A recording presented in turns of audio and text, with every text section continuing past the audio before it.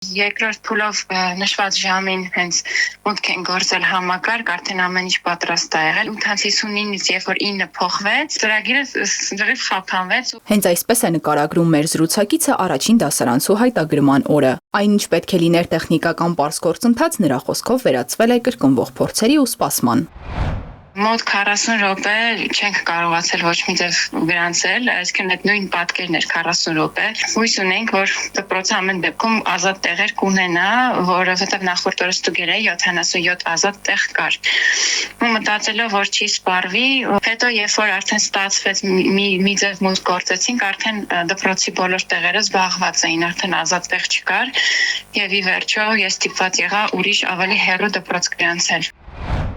Նրա պատմությունը սակայն միակը չէ։ Առաջին դասարանցիների ընդունելության մեկնարկին բազմաթիվ ծնողներ հայտնել են, որ առաջին դասարանցիների հայտագրման ընթացքում դժվարացել են երեխային գրանցել իրենց նախընտրած դպրոցում, բախվելով համակարգի երկար բեռնման, չբացվող էջերի եւ հայտը վերջնականացնելու խնդիրներին։ Facebook-յան խմբերում կարդացել եմ տարբեր կոմենտներ, բողոքներ,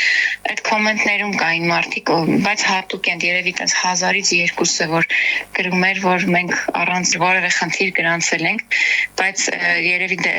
այդ մարդիկ շատ քիչ էին։ Իմ ծանոթների մեջ, նույնիսկ ով որ հասցրել է իմ ուզած դպրոցը գրանցի, որ sense վերջի պահին էր, ասում եմ 2 տեղեր մնացել, որ մի ձև գրանցեցինք։ Այսինքն բոլորի մոտ համատարած այս դժվար գրանցելու խնդիրը եղել է։ Մինչ որոշ ծնողներ խոսում են առաջացած դժվարությունների մասին, մյուսները նշում են, հայտագրումն անցել է առանց որևէ խոչընդոտի։ Նախապես ստուգելով ես եմ ծրագրով, շատ հեշտությամբ 1 վայրկյանում գրանցվել ենք։ Նվարդ Սարդարյանը ընդգծում է, որ իր երեխային գրանցել է առաջին փուլով, իսկ երկրորդ փուլում գրանցողների դեպքում որոշակի խնդիրներ առաջացել են։ Պարտեզում ինձ խնդրել էին, որպեսզի երկրորդ փուլի ժամանակ ես օգնեմ գրանցվել, կարծես թե արդեն փորձ ունենալու դեպքում։ Մյուս բալիկին, որ պետք է հայտագրվեր երկրորդ փուլով, մի փոքր դժվարությամբ, այն էլ խնդիրը գիտեք ինչումն է, պարզապես բոլոր ծնողները կարծում են, եթե առաջին րոպեին չգրանցվեն, ապա կմնան դրսում։ Խնդիրը գեր ծանրաբեռնվածությունն է, որ բոլորը ուղիղ ժամը 9-ին կանգնած էի, որ հենց 9:00-ից սկսեն գրանցվել։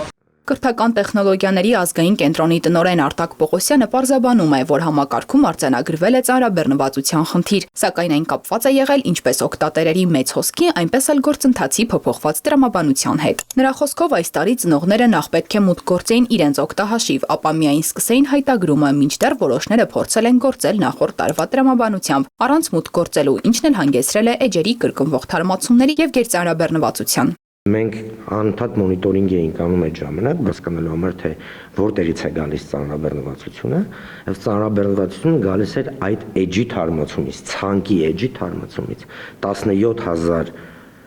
թարմացում ամեն վայրկյան։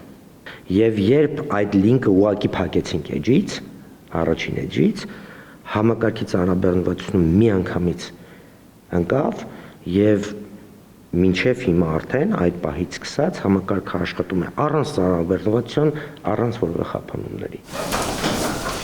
Հիշեցնենք, առաջին դասարանցիների առցանց հայտագրումը այս տարի իրականացվել է 3 փուլով։ Առաջին փուլը եղել է արտոնություն ունեցող երեխաների համար, որոնցից կարող էին օգտվել դպրոցում սովորող քույր կամ եղբայր ունեցողները, դպրոցի սպասարկման տարածքում բնակվող սոցիալապես անապահով ընտանիքները, խնամակալության տակ գտնվող հաշմանդամություն ունեցող երեխաները եւ այլ կատեգորիաներ։ Երկրորդ փուլում հայտագրումն իրականացվել է ընդհանուր հիմունքներով, հայերենով ուսուցմամբ դասարանների համար, ներառյալ նաև օտարերկրյա քաղաքացիների եւ ազգային փոքրամասնությունների երեխաները, իսկ երրորդ փուլը վերաբերել է ռուսերենով ուսուցմամբ դասարաններին։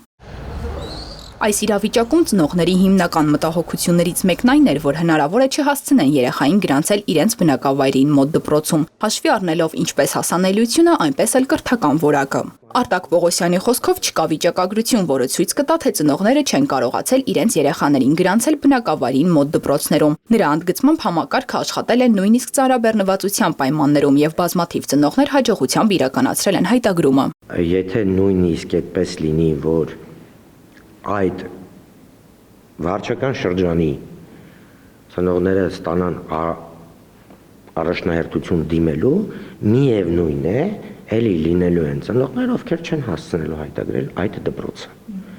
Իսկ այդ պարագայում դա